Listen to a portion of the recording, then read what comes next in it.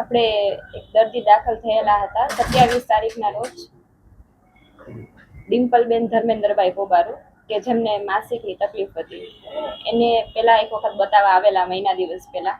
એ same problem માટે આપણે medications ને બધું આપેલું હતું. પેશન્ટને કમ્પ્લેનમાં રિલીવ ના થયું ને પેશન્ટ એક બે જગ્યાએ બતાવીને બી આવેલું.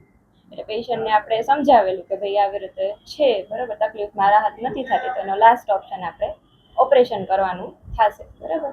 ઓપરેશન મતલબ બીજી જગ્યાએ જ્યાં ગયા હતા ત્યાં બી એવી જ રીતે સમજાવેલું હતું. 27 તારીખના સાંજના પેશન્ટ દાખલ થયું, 28 તારીખે આપણે ઓપરેશન કરેલું. દર્દીને આપણે કન્સેન્ટના ભાગરૂપે બધું સમજાવેલું હતું કે શું છે, શું ઓપરેશન છે, કેવી રીતે કરવાનું છે, શું શું જરૂર પડી શકે બરાબર. ઓપરેશન 28 તારીખે કર્યું આપણે. ઓપરેશન પછી બી સગાને બધું સમજાવેલું કે ભાઈ આવી રીતે છે ઓપરેશન પછી બરાબર. ઓપરેશન પછી દર્દીને સ્ટેબલ હતું એટલે આપણે એમને વોર્ડમાં શિફ્ટ કર્યું. વોર્ડમાં બી આપણે 2 વખત રાઉન્ડ લેવા ગયા ત્યારે બી પેશન્ટ જોયું, પેશન્ટ કોન્શિયસ જ હતું ને એકદમ વાઇટલી સ્ટેબલ હતું. બીજે દિવસે એટલે કે 29 તારીખે અચાનક જ સવારે એમને શ્વાસ લેવામાં તકલીફ થઈ અને નાડીના ધબકારા વધવા માંડ્યા, થોડું વોમિટિંગ જેવું થયું. એટલે આપણે તરત જ સ્ટાફે મને જેમ જાણ કરી એટલે તાત્કાલિક આપણે ઉપર ગયા. જોયું તો નાડીના ધબકારા ખૂબ વધારે હતા એટલે તરત જ આપણે ફિઝિશિયનને ઇન્ફોર્મ કર્યું. ફિઝિશિયને જોયું અને કીધું કે ભાઈ આમાં થોડુંક મતલબ કહેવાય કે થોડું કોમ્પ્લિકેશન જેવું છે. આમાં આપણને એવું લાગે છે કે લોહીનો ગઠ્ઠો ક્યાંક છાતીમાં ફસાઈ ગયો છે, એટલે કે છાતીની જે લોહીની નળીઓ હોય એમાં. એટલે આપણે આપણા તરફથી થાય એટલી ટ્રાય કરી છે. જો જરૂર લાગશે તો આપણે કાર્ડિયોલોજિસ્ટને બતાવવાનું થશે બરાબર. આવી રીતે બધું સગાને સમજાવ્યું, આપણા તરફથી પેશન્ટને સ્ટેબલ કરી અને તો બી જોયું કે પેશન્ટ થોડું વધારે ડિટેરિયોરેટ થાય છે, આપણે કાર્ડિયોલોજિસ્ટમાં શિફ્ટ કરવું જ પડશે. એટલે બને એટલું જલ્દી સગાને સમજાવી બરાબર, કન્સેન્ટ લઈ અને પછી આપણે એમને કાર્ડિયોલોજિસ્ટ યુનિટમાં શિફ્ટ કરે છે. બેન, આક્ષેપ જે છે તમારી ઉપર કે ઓલિમ્પસ હોસ્પિટલમાં ખસેડવામાં આવી અહીંથી અને તેનું વિલય બાલાજી હોસ્પિટલે કર્યું, એવું શા માટે? એવું નથી. આપણે જ્યારે પેશન્ટને કન્ડિશન ક્રિટિકલ થઈ ત્યારે આપણે પેશન્ટના સગાને સમજાવ્યું હતું કે ભાઈ આવી રીતે થયું છે. એટલે સગા એકદમ હેપ થઈ ગયા કે એક તો પેશન્ટની કન્ડિશન ક્રિટિકલ પ્લસ આવી રીતે બીજી હોસ્પિટલમાં પ્રાઇવેટમાં ફાઇનાન્શિયલી અફોર્ડેબલ છે કે નહીં. એટલે અમે સગાને માનવતા રૂપે એવી રીતે સમજાવ્યું હતું કે અત્યારે આપણે પેશન્ટને પ્રાયોરિટાઇઝ આપી બરાબર, પૈસાનું આપણે આપણી રીતે પાછળથી જોશું, જે બી હોય આપણે ડૉક્ટરને ભલામણ કરશું, બાકી આપણે બીજી કઈ વાત કરેલી નથી.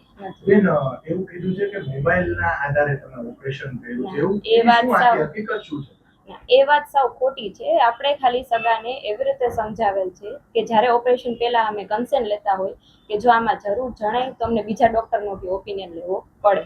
ઓપરેશન સક્સેસફુલી કમ્પ્લીટ થઈ ગયું. ઓપરેશન દરમિયાન કોઈ કોલ કરવામાં આવેલો નથી અને ઓપરેશન પછી સગાને એવી રીતે જ સમજાવ્યું કે ઓપરેશન વ્યવસ્થિત થઈ ગયું છે, આમાં આપણને બીજી કઈ જરૂર પડી નથી. બેન, એવું પણ વાત હતી કે સર્જનને બોલાવવાના હતા પણ સર્જન આવ્યો નહોતો એટલે તમે ફોન કર્યો તો ચાલુ ઓપરેશન કર્યું. એવું કઈ નથી. એ કદાચ સગાને પેલું મિસઅન્ડરસ્ટેન્ડિંગ થઈ ગઈ હશે કે આવી રીતે અમને કીધું તું ને બોલાવ્યા કે જે, તો હવે કેવી રીતે એ લોકો ઇન્ટરપ્રિટ કરવે આપણને ખબર નથી. અમે તમને સમજાવ્યું એવી જ રીતે કે સગાને આપણે કન્સેન્ટના ભાગરૂપે પેલા સમજાવેલા છે અને ઈ ઓન પેપર અમે રિટર્ન બી લખેલું છે કે જે અમે પોલીસને હેન્ડઓવર કર્યું છે.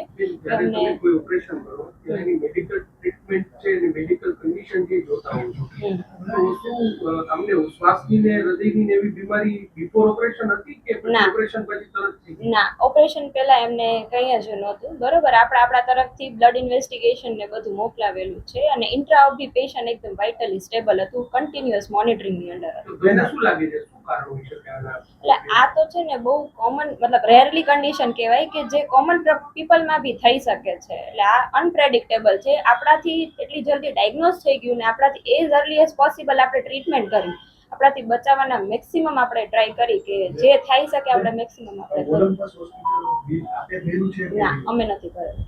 બાલાજી હોસ્પિટલે ભર્યું પરિવારનું કહેવું? ના ના, હજી ઈ બિલ પેન્ડિંગ જ બોલે છે.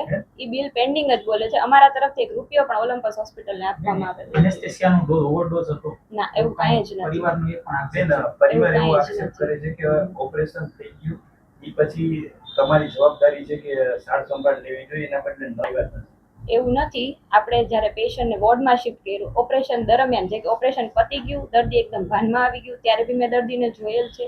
એના પછી આપણે એને વોર્ડમાં શિફ્ટ કર્યું, તરત જ ઓપરેશન પછી થોડા ટાઈમમાં શિફ્ટ થઈ ગયા પછી બી મેં જોયેલ છે. અને અમારી સાથે ટીમમાં મેડિકલ ઓફિસર સ્ટાફ બધા હોય એટલે અમે એમને કન્ટિન્યુઅસ મોનિટરિંગ માટે કહેતા હોય કે જે કોઈ પણ ઓપરેશન પછી જે આપણે કન્ટિન્યુઅસ મોનિટરિંગ કરવી એના ભાગરૂપે કહેતા હોય. અને ઓપરેશન પછી 2 થી 3 વખત દર્દી મેં જોયેલ છે.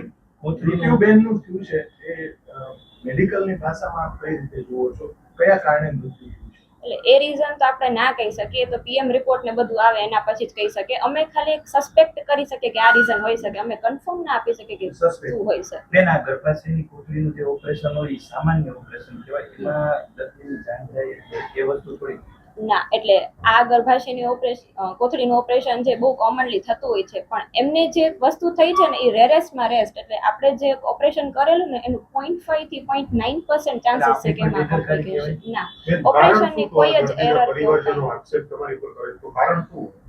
હવે દર્દીને સગાઈ કેવી રીતે સમજવું છે આપણે તો કઈ ના કરી શકીએ. આપણે આપણા તરફથી બેસ્ટ આપેલું છે એઝ અ પ્રોસિજરના પહેલા બી વ્યવસ્થિત તમારા સમજાવેલું છે બેસ્ટમાં during કોકનો જીવ procedure. ગયો છે ને એ તો હકીકત છે ને.